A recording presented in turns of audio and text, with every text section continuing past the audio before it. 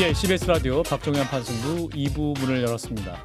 예고해드린 대로 지금부터 홍장원 전 국정원 1차장과의 인터뷰를 시작하겠습니다.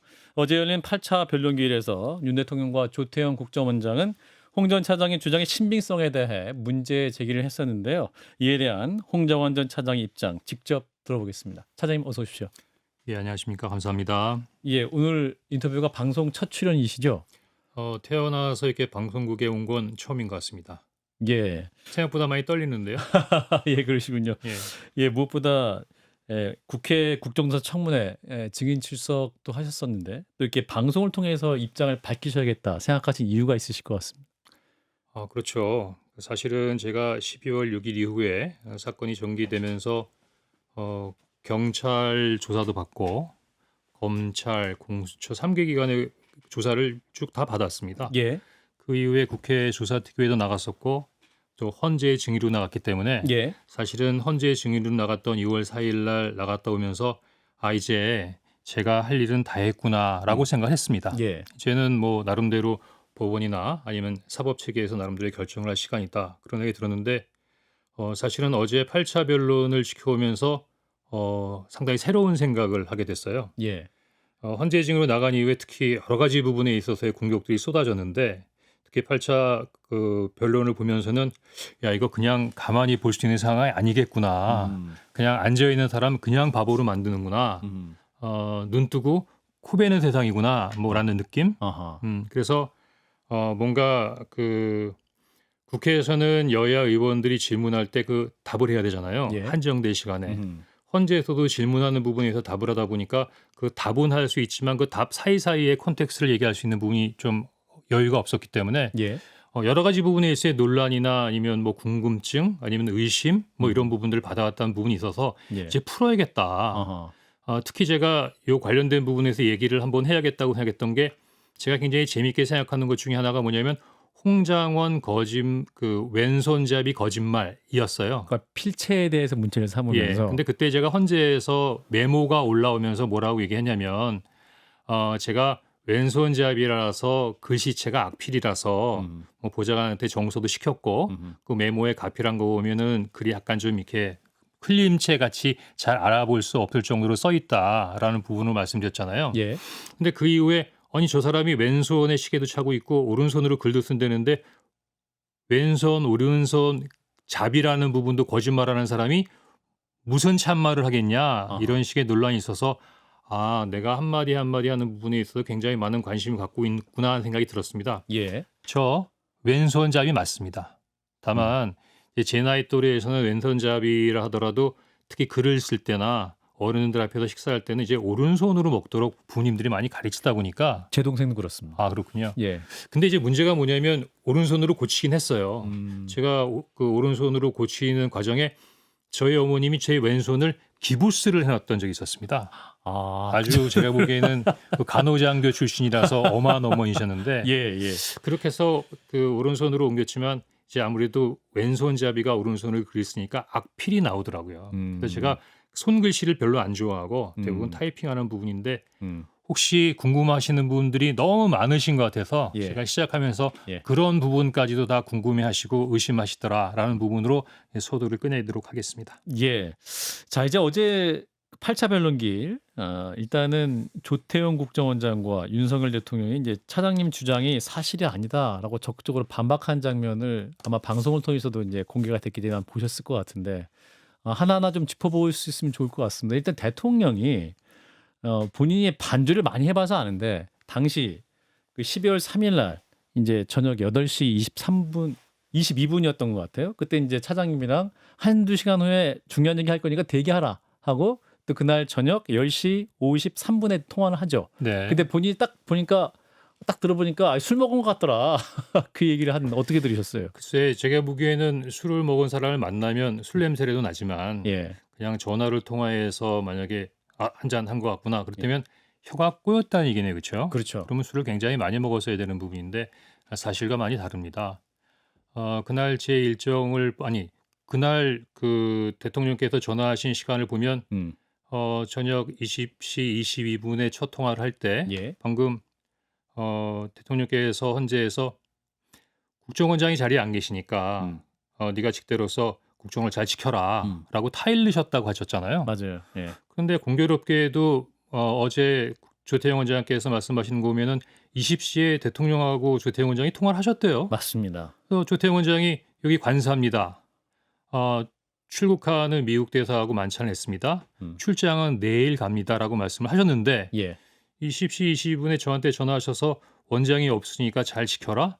제가 보기에는 손우 좌우를 좀 약간 혼돈하신 것 같고요. 예.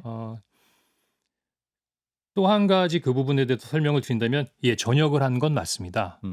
그날 제가 다음 날 해외 출장이 조태영 원장만 있는 게 아니라 저도 있었는데 예. 내일 아침 일찍 해외 출장이 있음에도 불구하고 저녁을 캔슬하지 못했던 이유 중에 하나는 거기 참석하신 부분에 있어서였던 식사하시는 분들이 저보다 다 연장자이신 어른들이셨어요. 그 말씀 하셨던 것 같아요. 55년, 56년생이니까 거의 칠순 되신 분들이거든요. 예. 그분들이 모이셔서 폭탄주를 마시겠습니까? 과음을 하시겠습니까?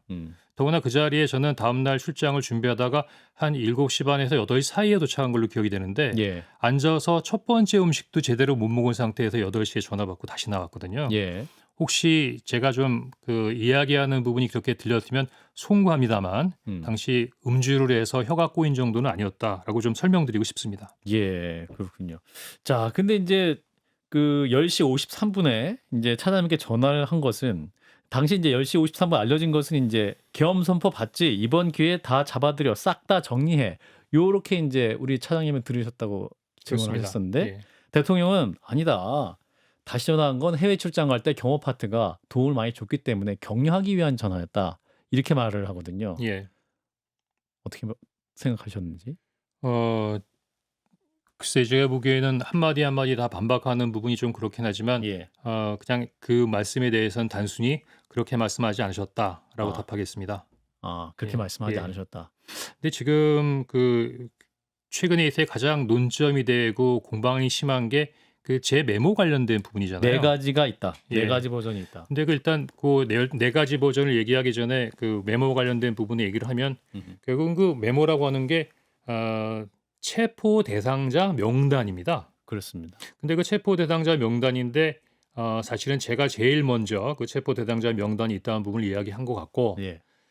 저 혼자 주장을 한다 그러면 약간 갸우뚱할 수도 있겠지만 금방 이어서 방첩사에 있는 수사단장부터 관련된 부분에 있어 똑같이 14명의 명단이 나왔거든요. 맞습니다. 그런데 그 이후에 그 조지호 경찰청장이 물론 안가에서도 대통령을 만났지만 여인영 사령관으로부터 14명, 차후에 한동훈까지 15명의 명단을 받았다고 했으니까 지금 체포자 명단이 있는 것은 국정원, 방첩사, 경찰 3개 기관에서 크로스 체크가 된 내용입니다. 예. 그럼 결국은 상당한 부분의 팩트에 접근할 수 있다고 볼 수가 있겠죠. 명단이란 존재한다. 예. 그런데 그 명단과 관련된 부분으로 이 세 사람이 약간 다른 점이 한 가지 있습니다. 예. 뭐냐면 조지호 경찰청장은 그 명단을 여인영 전 방첩사령관으로부터 요청을 받았죠. 예. 방첩사령에 있는 간부들은 여인영 사령관으로부터 지시를 받았죠. 예. 그리고 여인영 사령관은 그 명단을 김영현 국방장관으로부터 전달받았다고 했죠. 예. 그러면 대부분 방첩사나 경찰에서 진술하는 내용은 대통령까지 이르지 못하고 있습니다. 예. 하지만 저는 방첩사에 있는 여인영 전 사령관으로부터 명단을 받은 건 사실이지만 사실은 그 전에 대통령으로부터 방금 말씀하셨던 이번에 다 잡아들여서 딱 다 정리하라는 부분에 있어 지시를 받았죠. 예. 물론 체포의 채자를 꺼내지도 않으셨지만 싹 다 잡아들이라는 말씀 하셨으니까 예. 제가 보기에는 이런 체포 대상자 명단 관련 부분에 있어서 여러 가지 부분에 있어서의 진술들의 최종점이 대통령하고 연결되는 유일한 접점이기 때문에 예. 아마 홍장원이 죽어야 산다라고 하는 생각으로 저에 대해서 집중 포화를 가하고 있구나라고 저는 이해하고 있습니다. 아하. 그러니까 어떠한 증언을 하는 메신저를 공격해서 그 증거 능력을 없애려고 하는 그런 시도다. 뭐 이렇게 이해하시는 것 같은데. 그렇습니다. 예. 자, 그런데 그 4개의 버전이 있다는 그 조태영 국정원장의 그 어제 이제 변론계의 주장을 이렇게 했는데 이게 4개의 버전은 어떻게 이해를 하면 됩니까? 제가 그 그 이야기하기 전에 예. 사실 많이 불편했습니다. 아, 그런가요? 그러니까 심지어 두렵기까지 했고요. 왜냐하면 제가 군인 아니면 정보 관료로 조직과 상관에 충성하는 삶을 살았기 때문에 예. 지금처럼 대척점에 대통령이 있고 또 1년 가까이 직상근을 했던 국정원장이 계시다는 것 자체가 굉장히 힘들었습니다. 예. 또나 안기부나 그 국정원에 있는 오비들한테 욕을 많이 먹었어요. 아, 문화가 다르니까 예. 어떻게 국정원 차장이 감히 대통령령을 어길 수 있느냐는 식의 예를 들면 과거 12.6 때 궁정동에서 김재기 부장이 비서실 요원들한테 같이 밥 먹었던 경호실 요원들을 사살해 하니까 다 사살했지 않습니까? 예. 아마 그게 국정원이라고 오해하고 계신 것 같아요. 하지만 그러한 부분에 있어서 절대 복종의 시대가 아니고 이제는 그 문화나 또 조직의 어떤 형태나 요구성이 많이 변했다고 생각하는데요. 예. 하여튼 그럼에도 불구하고 굉장히 여러 가지로 많이 힘든 시간이었습니다. 그런데 예. 제가 8차 변론에서 대통령께 말씀하시는 거하고 조 원장께서 말씀하신 얘기를 들으면서 이러한 불편함이 싹 사라졌어요. 아, 그래요. 이 사람들도 다 사람이구나. 아, 다들 뭐 나름대로 자기의 어떤 이야기나 자기의 생각이나 뭐 쉽게 말하면 내가 살겠다라고 하는 부분으로 모든 부분에 있어의 그림을 그리고 있구나. 지금 수명의 장군과 경찰 수뇌부가 십수명 구속되어 있는 상황에서도 아무것도 안 하신 거잖아요. 예. 다 장군들하고 경찰들이 스스로 알아서 하신 거잖아요. 그렇습니다. 저는 여러 번 똑같이 워딩으로 이런 전화를 받았다고 하는데 아니라고 하잖아요. 예. 물론 자기 방어권이라고 하는 부분에 있어서의 어떤 권리를 충분히 인정한다 하더라도 세상의 모든 부분이 사법적인 잣대로만 되는 것이 아니고 공직에 있으면 공직의 유리가 있고 인간이면 인간으로서의 어떤 도덕적 부분에 대해 그 가치가 있는 부분인데 예. 이런 부분에 있어 기존에 생각했던 부분들이 다 무너져 내린 것 같습니다. 저는 대통령이 거짓말한다 공개적으로 그런 생각을 지금까지 한 번도 해보지 않은 것 같아요. 근데 하지만 우리 조태원 원장님이 잘 말씀하셨던 내용인데 정말 지금의 상황이 상식적이지 않은 것 같습니다. 아까 말씀하신 4개의 버전 그것도 마찬가지예요. 뭐냐면 오늘 그 언론에 홍장원 차장의 메모가 4종이다. 4종류가 있다. 어떻게 들리세요? 마치 뭐 책이 4권인 것처럼. 마치 다른 내용의 A, B, C, D 버전이 있는 것처럼 느껴지잖아요. 예. 그래서 마치 A, B, C, D 내용을 가지고 장난치는 것처럼 느껴지기도 하고 A, B, C, D로 바꿔가면서 내용 자체가 뭔가 변화된다는 느낌을 주지 않습니까?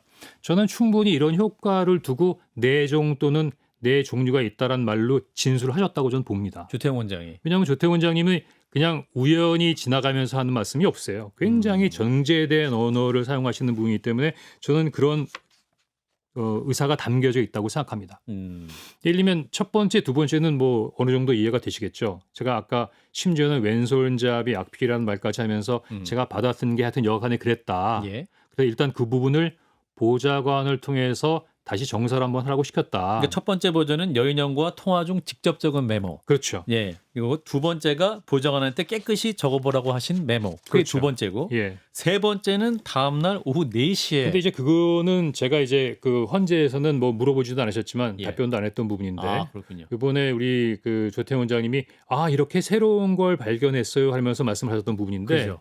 하긴 제3자는 이해하기 어려울 것 같아요. 왜냐하면 지금 조태원 원장님이 감찰실이나 관계 부서를 통해서 조사한 부분에 따르면 보좌관한테 명단도 주지 않고 너 그날 나한테 썼던 거 한번 복귀해서 정리해봐 이렇게 얘기했다는 거 아닙니까? 예. 이상하다. 이거 뭘 하나 창작하라고 시킨 거야? 뭐야? 그건 아니고요. 한번 시점을 한번 생각해 보십시오. 12월 3일, 4일 비상계엄이 막 이러는 시간에 전 정무직 회의도 갖고 산하부소장 회의도 하고 예. 심지어는 조태원 원장하고 독대 보고도 하지 않습니까? 예. 그거 끝나고 난 다음에는 상황이 어떻게 되는지 계속 모니터해야 되는 상황이었고 한가하게 10여 명의 명단을 놓고 꼼꼼히 볼 수 있는 상황이 아니었습니다. 예. 사실은 그래서 그거를 정서하라고 보좌관에 맡긴 거기도 하고요. 예. 그런데 이제 하루가 지났어요. 예. 마치 아무 일도 없는 것처럼 하루가 지나갔는데 그 다음날 오후는 마치 태풍이 지나가고 난 다음에 고요한 것처럼 굉장히 조용한 시간이 지나갔었습니다. 예. 그래서 이 시간이 조금 여유가 있으니까 그때 그 명단을 꺼내놓고 이 사람은 왜 잡겠다는 거였지? 아하. 이 사람은 뭐가 문제지? 아하. 혹시 이 안에 대공 혐의적인 사람은 없나? 그리고 또 예를 들면 몇몇 사람 이름은 야 이거 난 뭐 어느 부서 어느 기관에 근무한다고 했는데 잘 모르는 사람인데 뭐 예를 들면 네이버로 한번 이름도 찾아보고 그러면서 저가 한번 그 명단을 한번 검토해 보는 시간을 갖는 그 그렇죠. 타이밍이 있었어요. 이를테면 김동연이라는 이름이 뭐 예, 경기지사인지 예. 부장판사인지 그건 근데 이제 물론 헷갈린다니까. 김동연이라는 내용의 이름은 제 명단에 넣었고 아. 저도 들은 것 같지 않습니다. 아, 그렇군요. 그러니까 예. 제가 보기에는 방첩사하고도 한 명 정도가 다르고 아. 그다음에 경찰하고도 약간의 인원에 있어서 미세한 변화가 있으니까 100% 일치한다고 할 수 없지만 예. 최소한 90% 이상은 동일하다고 할 수 있겠죠. 예. 그러니까 이 사람은 왜 들어갔나? 이른바 이제 리뷰를 하는 시간을 이제 세 번째 버전을 예, 이제 그러다가 생각하면서, 그러다가 두 번째 걸 보면서 저 혼자만 계속 해봐야 큰 의미가 없다는 생각이 들어서 예.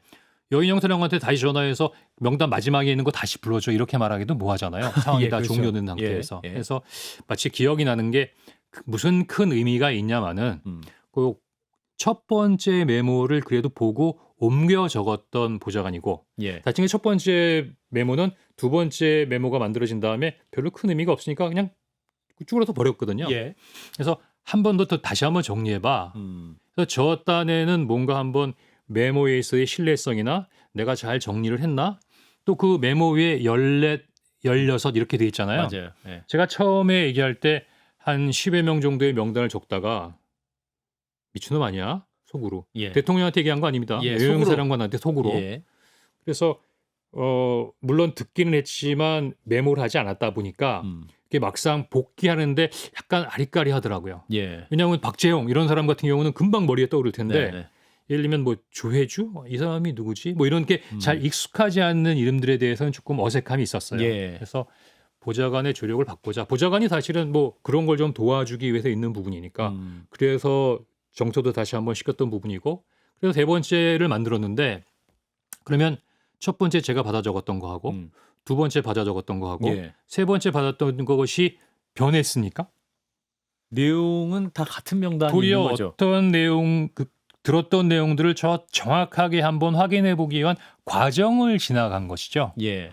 그러면 결국은 세 종류의 메모가 있는 게 아니라 세 번의 검증 과정을 거쳐서 제가 마지막 16을 지넣었던 이유 중에 하나는 그래 아무리 생각해보다 한 16명밖에 기억 안 나. 14명인가 봐 라고 잠정적으로 제가 결론을 내린 거죠. 예. 예.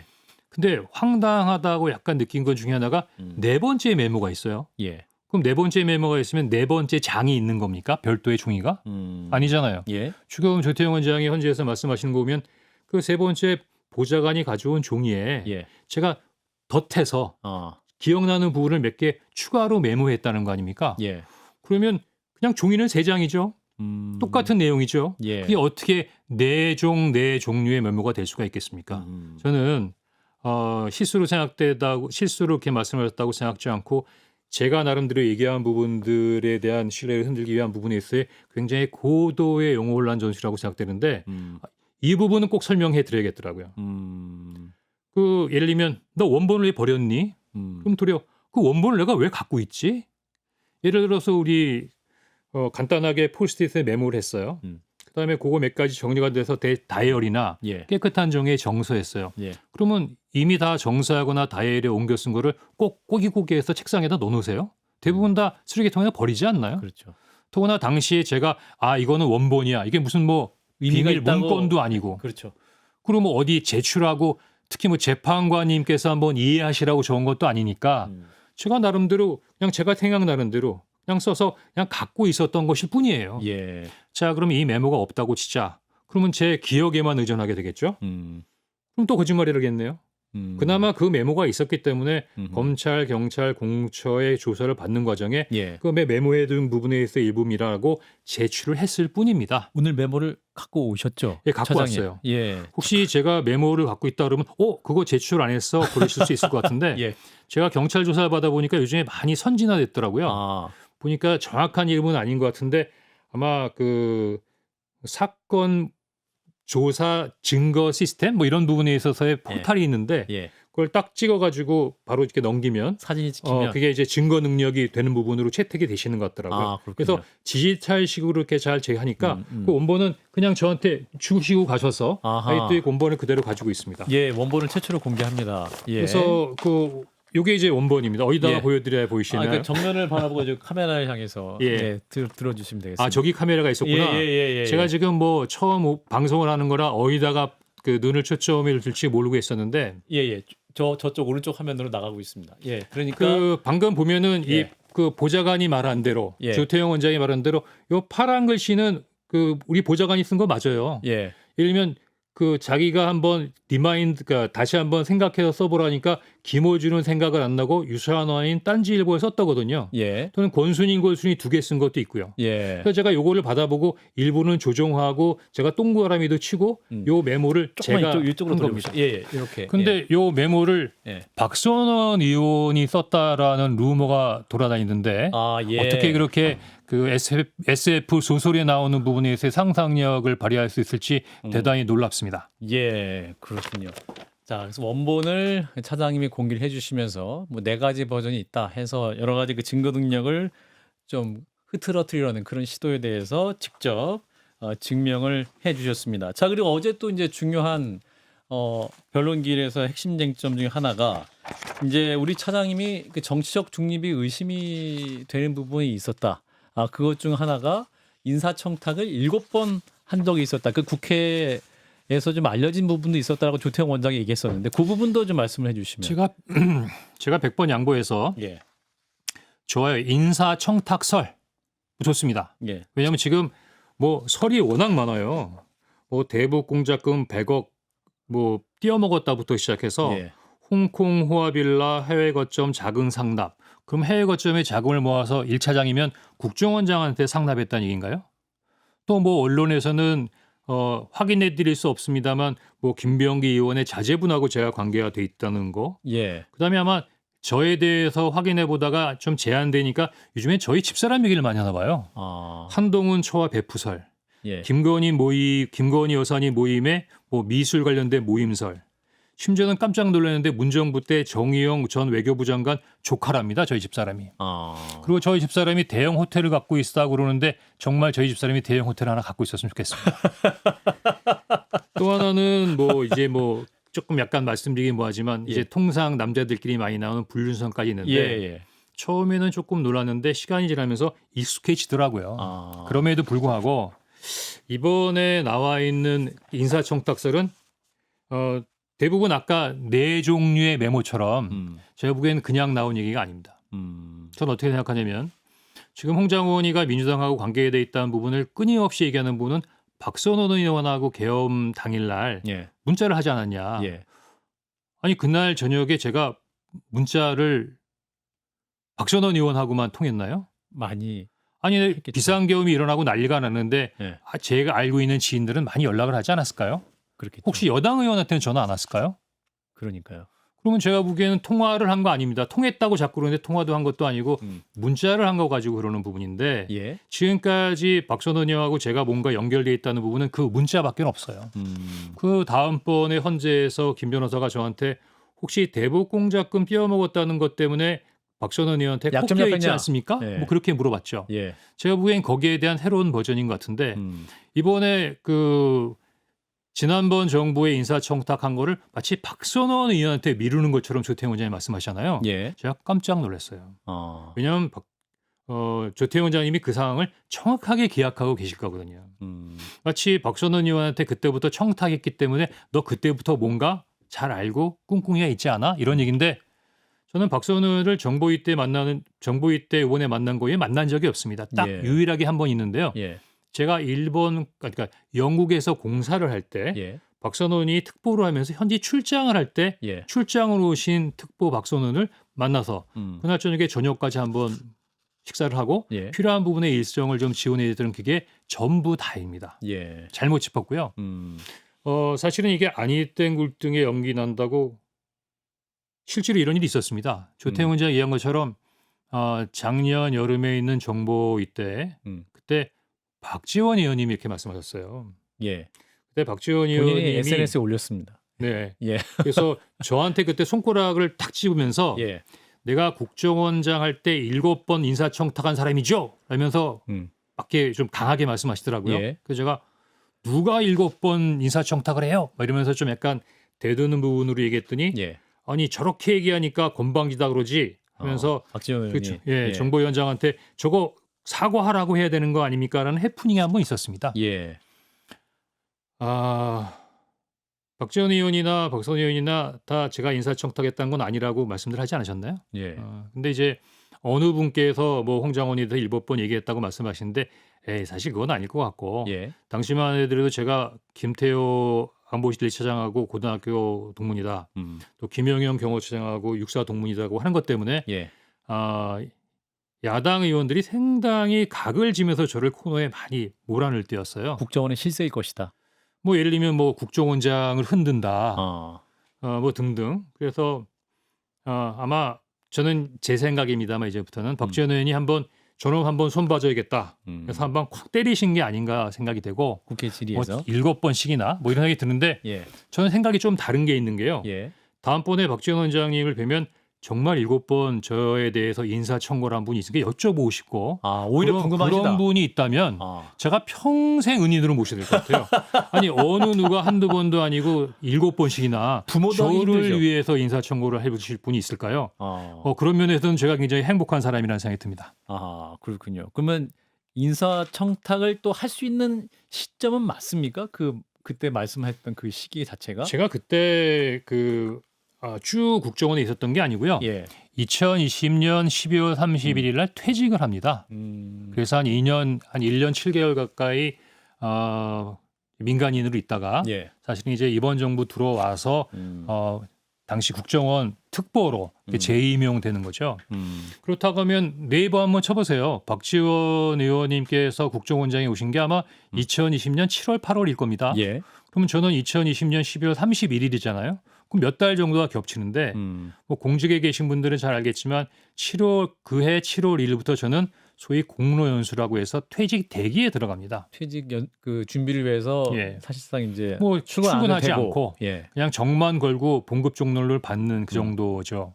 또 하나는 사실은 좀 이렇게 주니어 공무원이라면은 혹시 모르죠. 근데 당시에는 제가 이사관이었어요. 그럼 만약에 인사청탁을 해서 한 단계 더 올라간다 그러면 1급 관리관인데 예. 일단 1급 관리관은 국정원장이 혼자서 결정할 수 있는 것도 아니고 예.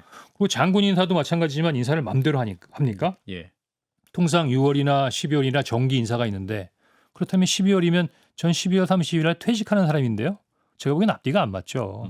이 이야기를 제가 박지원 원장 찾아가서 얘기했습니다. 그러니까 그 정도로 가름하시죠. 그런데 제가 보기엔 대단히 놀라운 게 우리 조태영 원장님께서 선택적 기억력으로 활용하시는 대단한 능력이에요. 선택적 기억력이다. 예. 왜냐하면 어제도 기억이 나지 않는다. 이렇게 바쁜 상황에서 어떻게 기억할 수 있느냐. 충격적인 상황인데 기억하지 못하는 게 당연하다. 내 기억 속에서 답변하는 거다. 저는 그렇게 생각하지 않아요. 원장님 굉장히 기억력이 좋으셔서 그 부분 사실 12월 2일 날 김건희 여사가 본인에게 문자 2통 보냈는데 네. 그 다음 날 답변했다는 거 아닙니까? 네. 그래갖고 이제 그렇게 질문을 하죠. 그럼 어떻게 영부인이랑 국정원장이랑 문자 메시지 교환하냐? 이제 국회 측 변호인이 질문을 하니까 뭐 너 자주 있는 일은 아닙니다. 이렇게 얘기하거든요. 자주 있는 일이 아니라면 처음 있는 일도 아니라는 얘기겠죠. 맞습니다. 예. 그 부분이고 자주 있는 게 아니고 2개가 왔으니까 그거를 잊기는 쉽지 않을 것 같은데요. 딱 받으면. 그래서 방금 말씀드린 대로 작년 여름에 있었던 박지원 전 의원, 박지원 의원께서 말씀하셨던 약간의 해프닝으로 나왔던 이야기. 예. 또 하나는 저를 경질할 때도 정치 중립 의무를 위반했다고 경질했지 않습니까? 맞습니다. 예. 그때 제가 얘기했던 게 원장님이 나름대로 의견을 구하셔서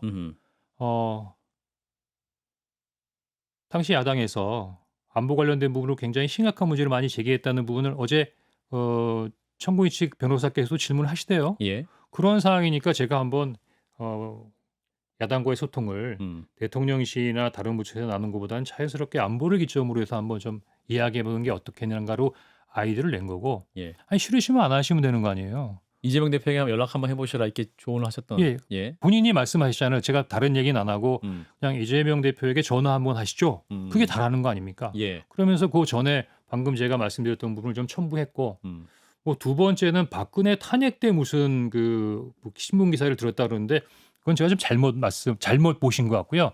아마 직무실에 있을 테니까 다시 한번 찾아보라고 말씀드리고 싶어요. 그게 아니고 제가 직무 대리를 할 때 2023년 12월 달에 직무 대리를 할 때 음. 국정원이 북한의 안보 위협에 대해서 어떻게 대응하고 있다라는 부분에 대해서 언론에다가 설명한 자료가 있었어요. 예. 그래서 그 언론에 실어진 내용을 보면서 예전에 우리가 언론에다가 이런 내용도 설명을 한 적이 있다라고 말씀드린 거지. 예. 뭐 박근혜 탄핵 때 뭐 그때가 언제인데 그 얘기를 제가 지금까지 기억해서 그거를 원장님한테 건의를 드리겠습니까? 그거는 음. 아마 뭔가 오류가 있으신 것 같고 하여튼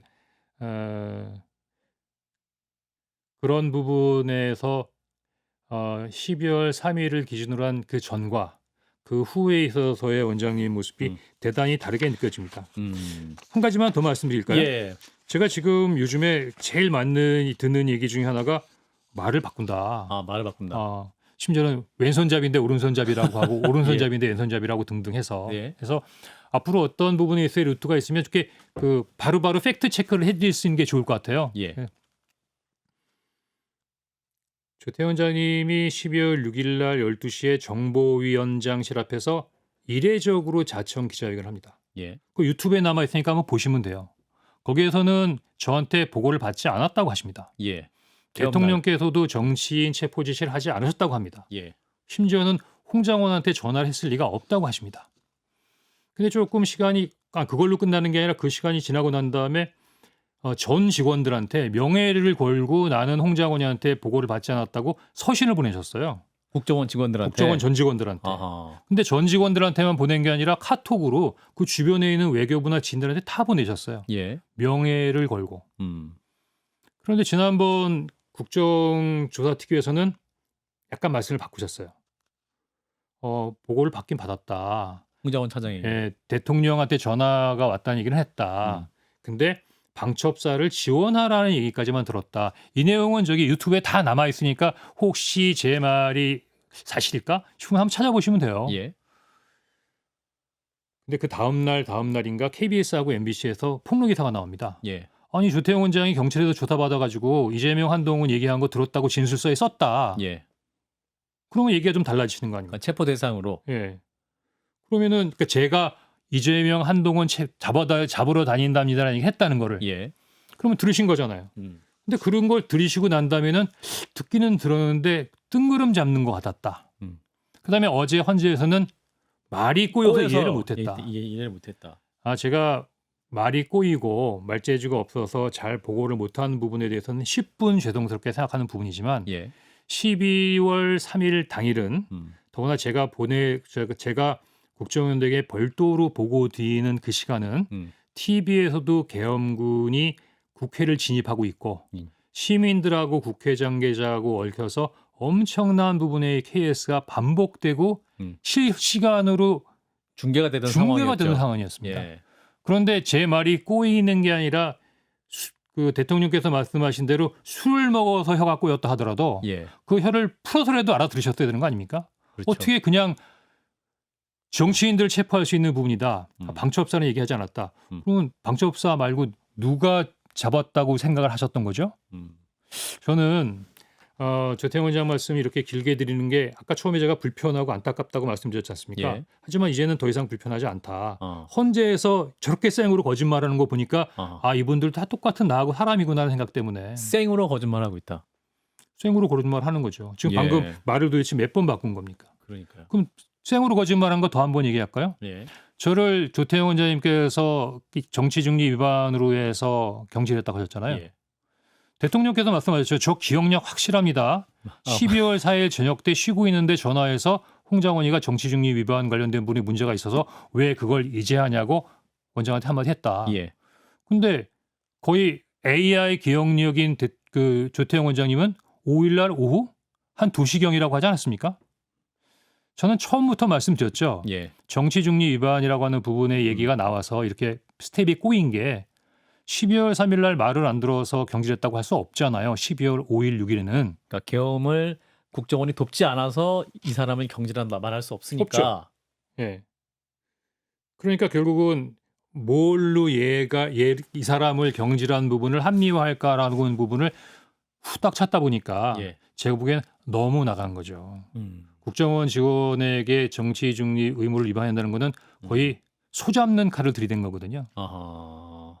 근데 정작 또 조태영 국정원장은 김건희 여사와 문자도 하고 그 국면에 성일종 국방위원장과도 연락을 하고 저는 또 하나 이거 혹시 이거 말 잘못했다가 예. 뭐 어떻게 될지 모르는 부분이니까 이거 추정입니다. 예. 며칠 전에 성일종 의원께서 대정부 질문하면서 법무부 차관한테 예. 홍 장관을 왜 검찰 조사 안 한다고 막 충하셨죠. 예. 저는 평소에 성일종 의원이 굉장히 점잖은 분이라고 생각했는데 아니 왜 저러시지? 전 답이 풀린 것 같은데요. 아. 국정원장께서 헌재에서 성일종 의원과 굉장히 친분이 친분이 좋으신 분이고 있다고. 수시로 통화했다는 통화 내용이 나왔네요. 예. 혹시 그거는 국방위원장 여당 국방위원장으로 하여금 특별한 부분에 있어서의 질의를 하게 함으로써 특별한 부분에서 영향을 미친 혹시 저한테 해당되는 부분에 있어서와 관련된 부분이 아닌지 좀 궁금해지는 그런 대목이 갑자기 어제 헌재에서 말씀하시는 부분으로 생각이 되더라고요. 아하. 그러면서 추정이라고 또 저한테 말씀하셨습니다. 예. 정치 중립 의무 위반이다. 음. 라고 하셨던 부분이 아마 지금은 조금 부담스러우실 거예요. 왜냐하면 예. 그 사람이 이야기하다 보면 조금씩 나오잖아요. 어제 뭐라고 말씀하셨냐면 이재명, 한동훈 정치인 체포면 큰 비밀인데 만일 알았다면 어떻게 경질했느냐. 큰 비밀이란지 아셨네요. 그게 왜 근데 일반적인 상황이라면 그게 왜 큰 비밀이죠? 그 큰 비밀을 12월 3일 날 저녁에 제가 다 말씀드렸는데. 예. 자, 그런데 이런 상황에서 이제 대통령이 지난 6차 변론에서 이런 얘기를 합니다. 12월 6일 홍장원의 공작과 곽종근 특수전사령관의 김병주 TV 출연부터 이 내란 프레임과 탄핵 공작이 시작된 것 같다. 이제 알겠다. 이렇게 진술을 합니다. 탄핵 공작. 그러니까 민주당의 검은 커넥션이 의심된다. 국민의힘 권영세 비대위원장 그렇게 얘기를 하고 제가 있는데. 초반에 말씀을 드렸는데요. 예. 지금 곽종근 특전사령관하고 홍장원 국정원 1차장이 공통점이 있어요. 어떤 공통점? 진술이 일관되다. 대통령으로부터 직접 지시를 받았다는. 다른 사람들처럼 간접 지시를 받은 게 아니라. 예. 그래서 곽종근 특전사령관하고 홍장원 국정원 1차장은 반드시 사실이 아니어야 한다라는 부분에서 편집증이 있으신 것 같아요. 아하. 네. 아, 그런 의미에서 어떠한 증언하는 사람을 공격하고 있다. 예, 저는 그렇게 생각합니다. 아하, 그렇군요. 자, 그리고 이제 그 차장님이 그 12월 5일이었나요? 김태호 1차장과 문자를 교환하죠. 텔레그램 메시지로. 예.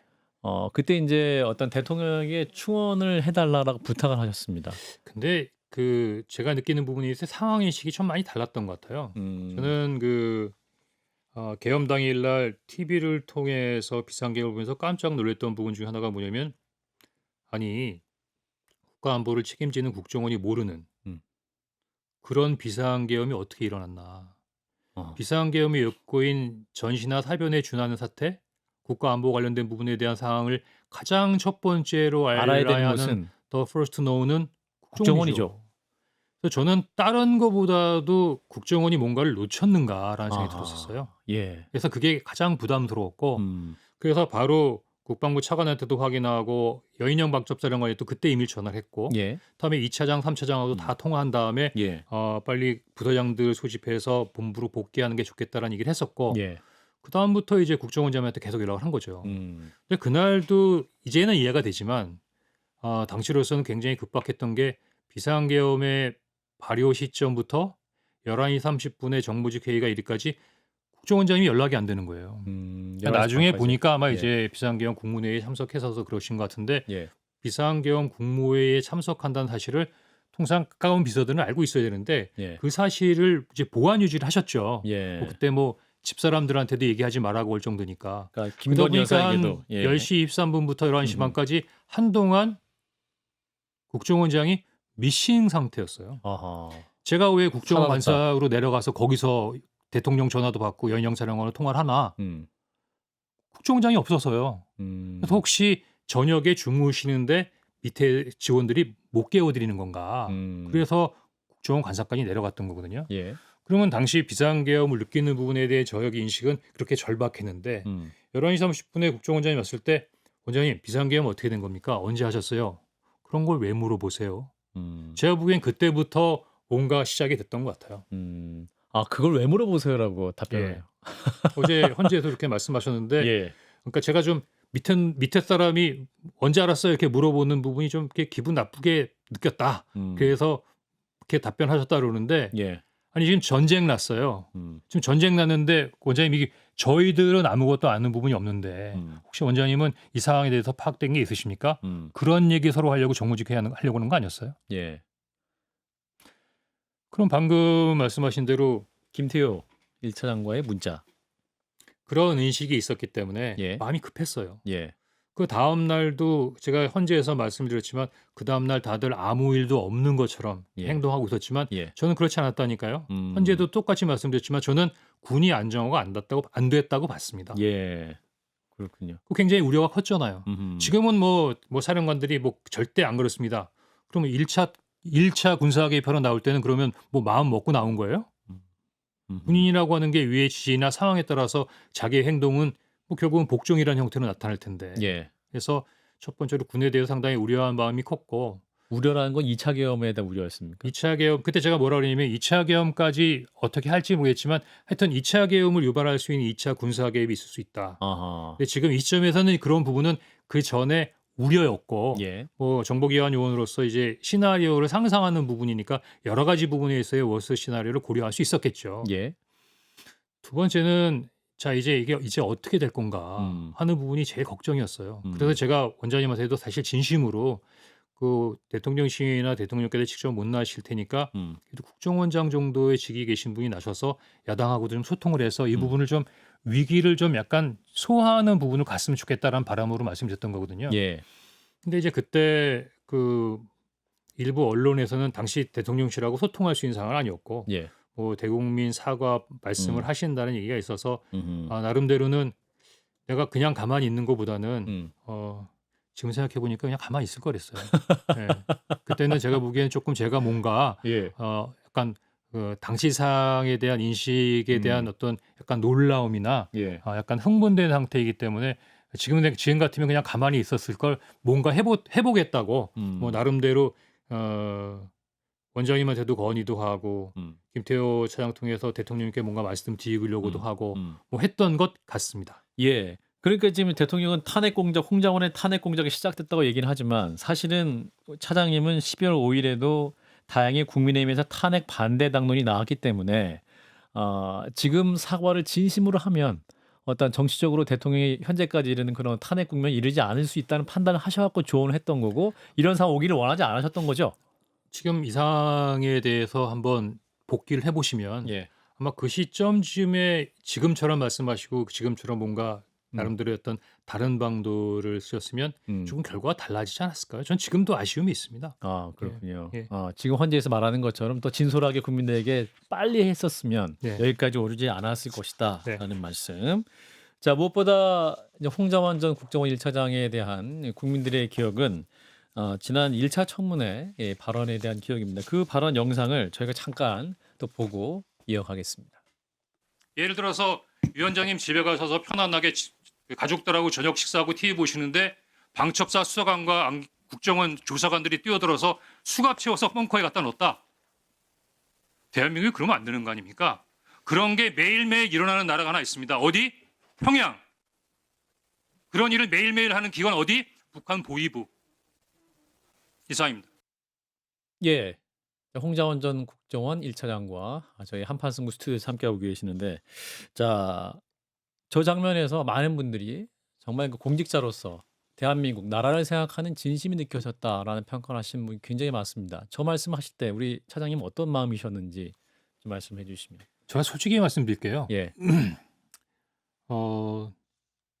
제가 소위 말하는 블랙이니까 이름도 가짜를 썼고 아, 아는 사람이 있으면 옆을 돌아가는 뭐 그런 부분의 생활을 평생 해왔습니다. 그렇죠. 그런데 처음으로 이제 그 또 국회에 있는 정보위도 대부분 다 비공개잖아요. 그렇죠. 그리고 또 뭐 원장님처럼 뭐 청무에 나간 경우도 있는 것도 아니고. 그런데 이제 국조특위라고 하는 부분인데 또 내용 자체도 그렇게 뭐 즐거운 내용이 아닌데 예. 가보니까 방송사 카메라도 막 있고 기자들, 의원님들 또 관련된 부분의 증인들이 잔뜩 있는데 예. 사실은 그날 굉장히 많이 당황했던 것 같습니다, 제가. 그래서 지금 이렇게 유튜브를 보면 굉장히 감정이 많이 복받치고 좀 이게 정제되지 않은 표현을 했다 싶은데 예. 저도 왜 저런 발언을 제 스스로 하게 됐는지 음. 잘 모르겠어요. 그냥 뭐 그냥 하다 보니까 저렇게까지 보니까. 했는데 예. 예, 골수 그 꼴통 보수는 맞는 것 같습니다. 예. 근데 사람들은 또 다른 정치적 보이시는 분들은 좌파다 이렇게 하는데 사실 그 내용만을 보면 정말 나라를 위하고 나라의 아니, 안정을 원하는 건 아니 진짜 좌파라 보수죠. 그러면은 굉장히 점잖으신 거예요. 아, 그런가요? 제가 뭐 이름까지 말씀드리고 싶은데 예. 저기 국민의힘 전 대변인의 김민수라고 분당 쪽에서 뭔가 출마하시려 했던 분이 있는데 아, 예, 대변인. 제가 예. 깜짝 놀란 게 예. 제가 북한이 신어놓은 빨갱이래요. 아, 북한이 심어놓은. 예, 예. 그러니까 이것도 또 하나의 SF 소설이구나 싶은데 제가 부모님이 이북서 내려오셔가지고 한국전과 월남전을 참전하셨고 저도 다시를 40년 동안 너 40년 동안 뭐 했니 하면 빨갱이 때려잡는 게 제가 그동안 했던 일이 아닌가 싶습니다. 예. 그런 사람을 빨갱이라고 하면 우리 박지원 앵커도 빨갱이에요. 예. 우리 대한민국의 제가 빨갱이면 다 빨간 겁니다. 저도 공군 장교 출신이고 저희 아버님도 육군 장교 출신이셨는데. 그러시군요. 예.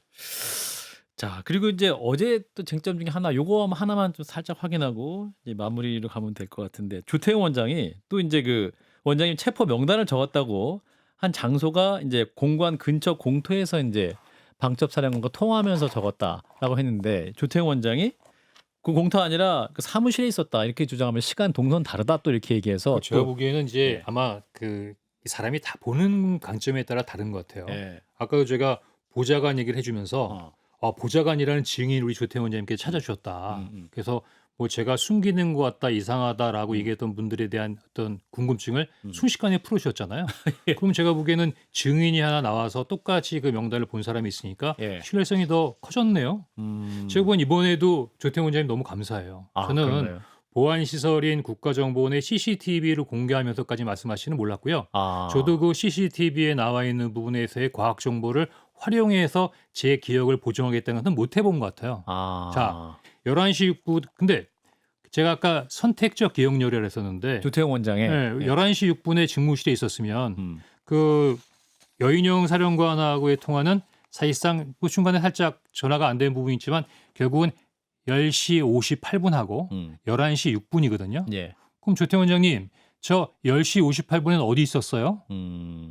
또 하나는 관저하고 그 본청이 굉장히 많이 떨어져 있는 것 같은데 제가 보기에는 제가 차로 이동하면 한 3분 거리예요. 그래서 제가 보기에는 아마 국정원에 있는 감찰실이나 나름대로 직원들을 동원해서 샅샅이 뒤진 거고 아이고 우리 그 보좌관도 얼마큼 탈탈 털었을까 제가 보기엔 굉장히 좀 안쓰러운데 예. 뭐 확인된 부분이라면 제가 직접적으로 거기다가 반박하는 부분은 바람직하지 않을 것 같고 그러면 잘 됐다. 제가 여인영 사령관과의 통화 내역이 있으니까 예. 그 통화 내역이 시간대별로 나온 부분을 제 핸드폰으로 통화하니까 다 제출했거든요. 예. 그다음에 국정원이 CCTV가 있으면 제가 8시 이후, 그러니까 8시 22분 대통령과의 통화 이후에 국정원에 들어와서 제 행적이 분단이 아니라 초단위로 보이겠네요. 예. 그럼 어느 지역에서 메모를 했고 어느 지역에서 그 뭐 통화를 했던 부분이 샅샅이 나타날 텐데 예. 11시 6분에 사무실에 있었다는 얘기만 하지 마시고 그날의 제 동선을 쭉 연결해서 여인영 사령관과의 통화 내역하고 딱 연결하면 아주 땅마다 떨어지는 내용이 나오지 않을까요? 뭐 본인은 잘 기억이 안 난다. 엄청난 상황이라서 기억할 수 없다. 충격적인 상황이다라고 말씀하시면서 왜 저한테만 AI의 기억력을 요구하시죠? 저도 그 CCTV나 아니면 통화 내역 등의 과학 정보와 제 인간의 유한한 부분에 있어의 기억을 합쳐서 좀 더 정확한 부분에 있어의 진실을 확인하고 싶습니다. 예, 초단위로 알고 싶다. 예, 초단위로 알고 싶다. 우리 국정원 관저하고 국정원에 있어서 제가 움직이는 동선을 다 한번 열어보자. 얘가 어디서 전화를 했고 어디서 메모를 했고 그거 다 나오지 않겠습니까?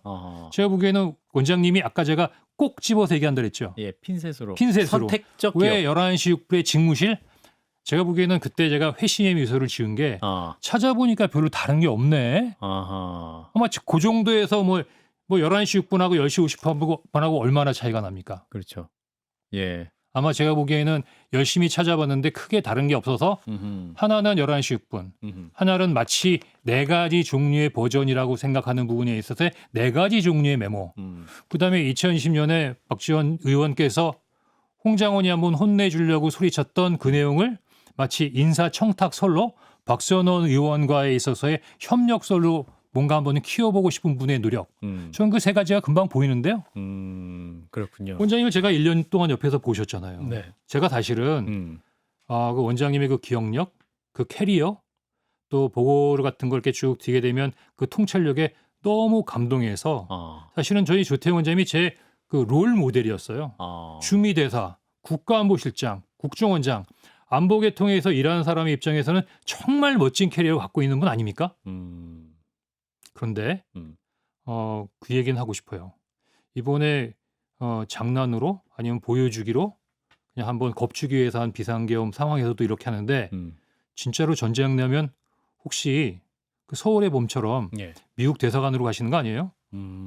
그 서울의 봄 영화의 국방장관이 미국 대사관으로 가시잖아요. 예. 조금 과했나? 당시에 보였던 모습은 정말 책임 있는 모습은 아니었다 이런 말씀이고. 자 이제 오늘 보도가 나왔는데 다음 주 20일이죠. 10차 변론길까지 잡혔고 네. 우리 차장님도 한덕수 총리, 그 조지호 경찰청장과 함께 또 추가 증인으로 채택이 되셨습니다. 참석하실 예정입니까? 제가 보기에는 이 상태에서 만약에 제가 참석하지 않는다 그러면 예. 뭐 무슨 일이 일어나겠습니까? 예. 물론 우리 같이 오랜만 처음 만나서 예. 하지만 유튜브나 방송을 통해서 워낙 나뉘어서 얘기하는 과정에서 굉장히 친간이 많이 느껴지는데 예. 보니까 저도 사람이죠. 예, 맞습니다. 전 조태용 원장님처럼 머리 좋은 사람이 아닙니다. 예. 그러니까 예를 들면 그냥 저작거리의 술상무 아니면 해결사 뭐 골목길에 있는 골목대장 이렇게 한 30년 국정원에서 살아왔던 것 같아요. 주로 해외에서. 어떻게 보면은 뭐 대사관에 있는 증명도 없이 예. 그냥 반바지에 쓰리에빠 신고 아마 제가 홍콩에 있는 시장터에 있는 모습을 만약에 상상하셔서 보셨다면 아마 전혀 기억나지 않으실 거예요. 그런데 뭐 헌재에서 그렇게 채택이 됐다고 하니 뭐 절대로 참석하지 않겠다라고 하지 않을 것이고 예. 제가 이번에 굉장히 충격적인 부분에 있어서 또 하나의 부분이 저희 아버님 황해도 분이거든요. 예. 아버님이 매일 조선일보만 보셨어요. 저도 조선일보 보기 때문에 2대째 구독을 하고 있습니다. 예. 그런데 우리 대조선일보가 오늘 조선일보 사설에 홍장원 메모 작성 시간 장소 모두 거짓. 모두 거짓? 11시 6분에 직무실에 있었다. 11시 6분에 관저에 있었다. 이 부분에 착오가 있으면 모두 거짓입니까? 사람이 장소와 시간을 완전히 틀린다는 것은 이상하다. 메모 내용 자체도 의심받을 수밖에 없다. 홍 전 차장 메모의 진위를 밝혀야 한다는 내용을 사설로 쓰셨어요. 예. 지금 읽어주고 계셨습니다. 예. 예. 저 아까도 얘기했죠. 좀 다른 면으로 본다고요. 저 굉장히 대단한 사람 됐나 모양이에요. 대조선일보의 사설에 예. 홍장원이라는 이름으로 사설을 쓰셨어요. 이거 돌아가신 아버님이 같이 보시면 너 굉장히 큰일을 했구나라고 칭찬해 주실 것 같습니다. 예. 자, 예. 다음 주 10차 변론길도 이제 증인으로 출석하실 예정인데 사실은 지난 출석하실 때 이제 대통령 측 변호인의 어떤 신문 그 부분을 보면서 이제 검사로 취조받는 느낌을 좀 받으셨던 것 같아요. 어떠셨어요, 당시? 제가 검사한테 취조받았고 경찰에도 취조받았잖아요. 예. 근데 증인은 그렇게 하는 거 아닌 줄 알았어요. 그러나 그 예. 재판정이라서. 예. 근데 조금 의욕이 강하신 거겠죠. 의욕이. 뭐 예. 이해하는 부분이 있지만 예. 좀 약간 어떻게 보면 저를 자극해서 약간 좀 이렇게 슬립통에 말을 좀 실수하게 하려고 그러시는 걸 수도 있고 하는데 예. 하여튼 그분에 있어서의 압박이 뭐 심리적으로 충분히 압박이 됐다라는 부분을 말씀드리겠습니다. 그분이 좋아하시겠죠. 본인이 심리적 압박을 했는데 예. 본인이 심리적 압박을 받았다고 하니까. 예. 예. 자, 이제 마지막 질문 드리겠습니다. 12월 6일 우리 차장님이 이제 국회에서 국민들 앞에 비상계엄 당일 대통령의 그 체포 지시 싹 다 잡아라 라는 지시를 폭로를 하셨었는데 그날 왜 아까도 말씀하셨습니다만 일상이 바뀌었어요. 바뀌셨는데 다시 작년 12월 6일로 돌아가면 어떻게 말씀하시겠습니까? 똑같이 증언을 하시겠습니까? 그럼 12월 6일이면 그 정보위 예, 말씀하시는 맞습니다. 건가요? 예, 아까 화면에 봤던 그 장면.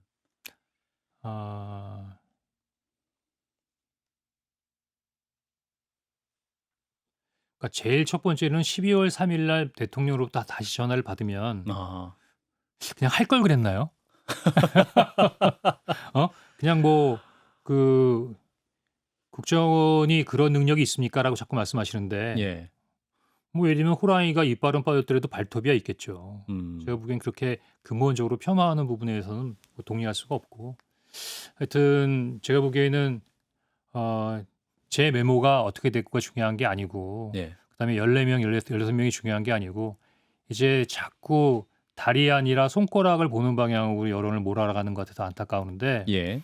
이제는 조금 한 템포 뒤로 물러서서 아마 이제 20일 날 제가 마지막으로 아마 그 헌재 변론을 나갈 것 같은데 예. 이제는 우리 뭐 예. 제가 감히 국민 여러분이라고 말씀드리지 않고 우리가 좀 이제는 약간 큰 시각으로 봐야 될 것 같아요. 예. 이제 우리 대한민국 어떡하죠? 우리가 어떻게 가야 되죠?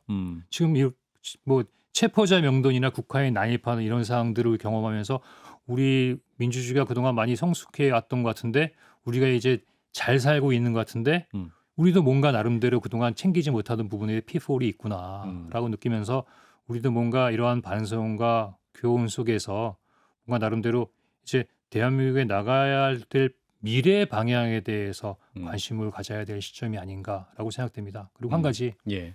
뭐 끝머리라서 말씀드리는데 저 707 중대장 출신이에요. 예. 제가 사실은 80년대 707에서 특전사에서 중대장 했기 때문에 제 부하 중에 광주에 갔다 온 사람들이 있었습니다. 그 사람들이 나이를 먹으면서 얼마나 큰 트라우마로 나이가 들어가는가 하는 부분을 제가 지켜봤던 적이 있기 때문에 어쩌면 이번 사건에 훨씬 더 예민할 수도 있었을 거예요. 이 부분은 언론에 처음 말씀하시는 예. 것 같은데요. 그런데 저는 뭐 지금 장군님들이나 사령관님들이 중요한 게 아니고 707 요원들은 그날 지시를 받았을 거 아니에요. 헬기에 탑승해. 그 헬기에 탑승해 할 때 국회에 간다고 알려주지 않았다는 거 아닙니까? 맞습니다. 그 아마 특전요원 한 사람은 무기를 가지고 탄을 싣고 공격용 헬기에 오를 때 야 드디어 우리가 작전을 하는구나. 평양에 내릴 수도 있구나라는 생각으로 탑승하지 않았겠습니까? 맞습니다. 무슨 뜻이냐면 내가 돌아오지 못할 수도 있어. 내가 전투에 나가는 거야. 작전으로 나가는 거야. 그럼 그 많은 707 용사들은 죽음이라는 걸 뒷전에 두고 임무 완수를 위해서 707 그 임무 헬기에 탑승한 거예요. 저는 국민들께서 군복 입은 사람들에 대해서 많은 실망하셨겠지만 그 순간 많은 군인들의 마음속에는 진정된 부분에 대해 충성심이 있었다라는 부분을 잊지 않으셨으면 좋겠다 하는 부분이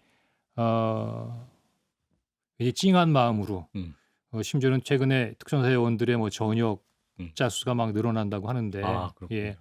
군인들이 제가 보기에는 뭐 연봉을 많이 받습니까? 마음이 편하고 몸이 편합니까? 제가 보기에는 어떻게 보면은 그런 군인들의 마음속에서는 국민들의 지지, 응원, 지나갈 때 어이구 고생해요 하는 그 말 한마디로 결국은 군대 생활을 하는 건데 하는 안타까운 부분이 드는데 제가 헌재 갔다 오면서도 마지막에 나와서 그런 말씀 있습니다만 하여튼 여간에 이렇든 저렇든 빨리 합리적이고 정상적인 부분으로 문제를 해결하고 우리가 이제 갈 길을 가야 되지 않겠습니까? 하는 생각이 듭니다. 오늘 처음 출연해서 약간 오버했던 것 같습니다. 말도 많이 하고 하여튼 저기 실수가 많이 있었던 것 같은데 하여튼 좀 귀엽게 봐주십시오. 예, 마지막 말씀이 참 가슴에 나왔습니다.